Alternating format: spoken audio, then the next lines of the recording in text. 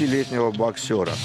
И вот выходит в ринг его соперник молодой, 24-летний Дэвид Чино Йордан. Чино, потому что у него отец китаец, и когда он выступал за еще любительскую сборную свободу, так вот, этот кубинский тренер дал ему эту кличку Чино.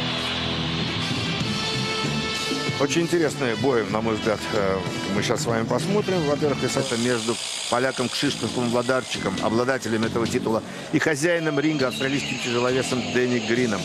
А теперь бои, которые будут предшествовать этому главному поединку. Бои, на мой взгляд, очень интересные. И первый из них – бой за звание вакантный титул интернационального чемпиона по версии Международной боксерской организации IBO между американцем Фрэнком Арчулете, он на ваших экранах. Его соперник Дэвид Йордан, боксер из Индонезии.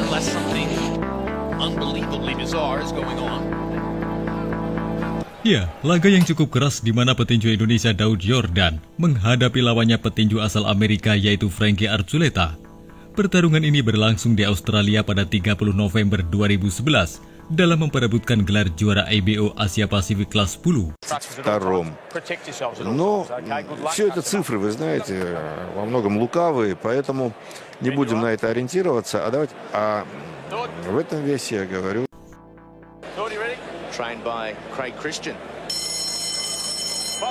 Begitu bel ronde pertama berbunyi, Daud Yordan langsung tampil menyerang. Sementara petinju Amerika dengan jab-jabnya sembari menghindar. Tak pelak beberapa kali pukulan dari Daud Yordan ini mendarat di wajah Archuleta.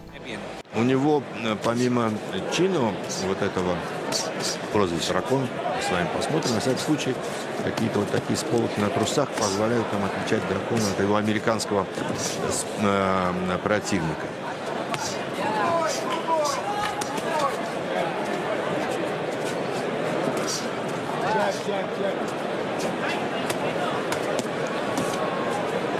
Dan bahkan di ronde pertama ini tekanan Daud Yordan membuat petinju Amerika terjatuh, namun tak mendapat hitungan dari wasit. Но этого следовало ожидать. Боксеры вообще Юго-Восточной Азии очень агрессивны и выстроить уже какую-то контр-игру. Насколько это не удастся, посмотрим. Нет, здесь ничего не было, просто потерял равновесие американец. Судья на это вполне адекватно отреагировал. Сейчас пойдет последняя минута первого раунда. Поактивнее, конечно, индонезийский боксер. Как я уже сказал, он пошел сразу вперед. И мы это видим, продолжает делать. Ну, ничего такого пока существенного. Неплохо, должен вам сказать. Но, к сожалению, не так часто мы видим трансляции из этой страны. Но, правда, их тоже становится все больше со временем. Но надо сказать, что интерес к этому виду спорта здесь растет день ото дня. Немалая заслуга в этом, конечно, нашего легендарного Кости Дзю, который приехал сюда, здесь выступал. И здесь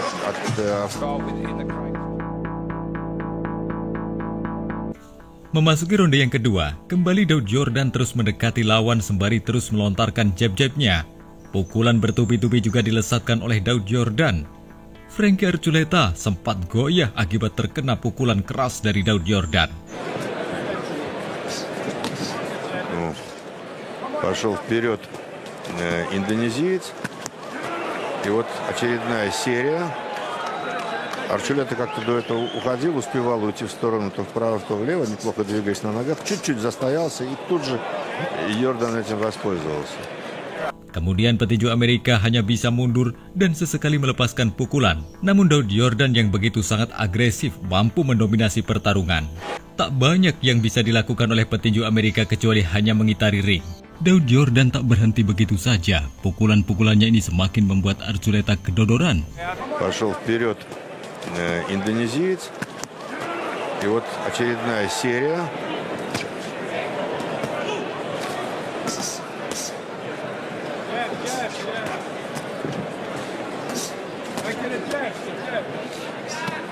Это, безусловно, будет действовать и в более поздних раундах.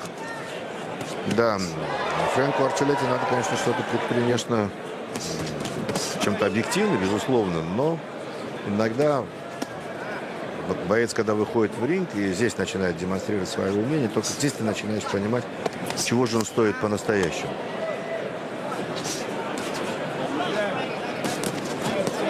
Продолжаются атаки индонезийцев, посмотрите. Чудо они еще не видели. И даже попыток нет. Вот так сейчас пытался отмахнуться, но все равно бомбардировка со стороны.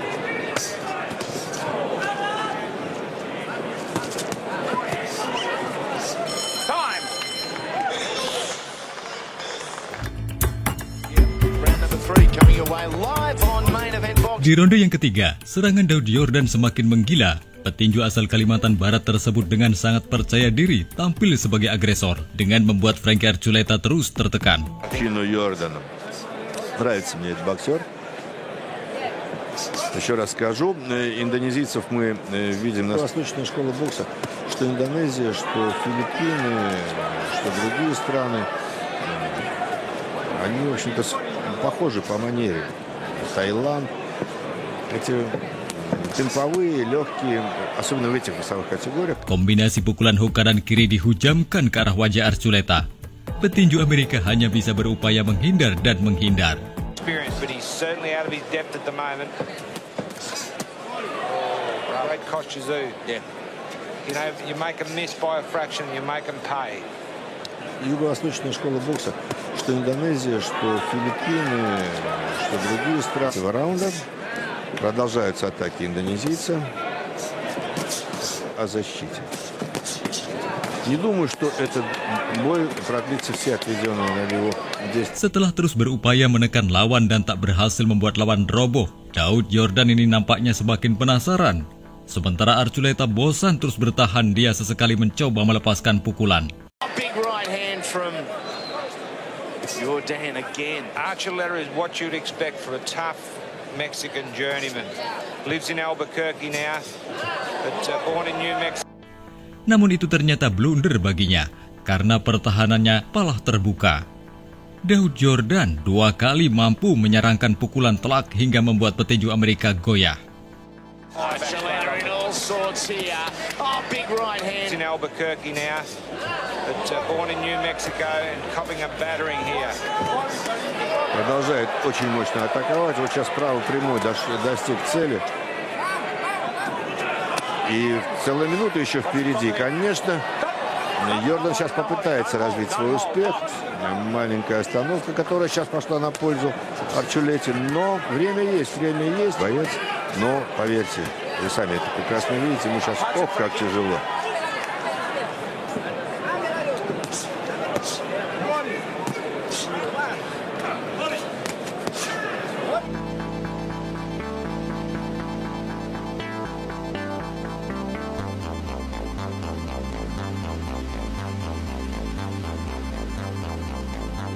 Memasuki ronde yang keempat, Daud Yordan semakin terlihat dominan. Dia terus menyerang dan sesekali memancing emosi lawan dengan gerakan tubuh seakan meminta kepalanya untuk dipukul. Nampaknya, taktik Daud Yordan ternyata berhasil membuat Archuleta membuka pertahanan. Economical and, as you said, just nonchalant and, just precise with his shots.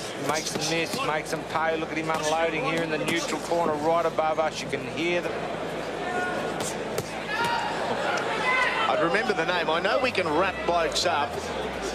Commentators and part of the media, we can promote them heavily in everyone's minds, and quite often it's a recipe for disaster. But Melihat sang lawan mulai tidak waspada, Daud Yordan kembali melepaskan pukulan kombinasi jab kiri kanannya yang diarahkan ke arah rahang kiri lawan.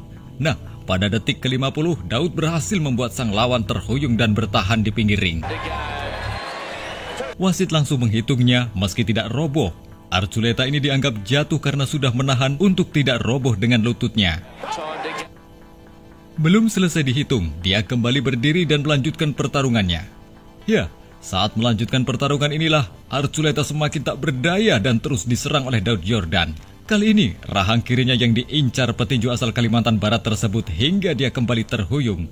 Lalu dia tertunduk di pinggir ring. Melihat itu, wasit langsung menghentikan pertarungan dan memutuskan Daud Yordan menjadi pemenangnya.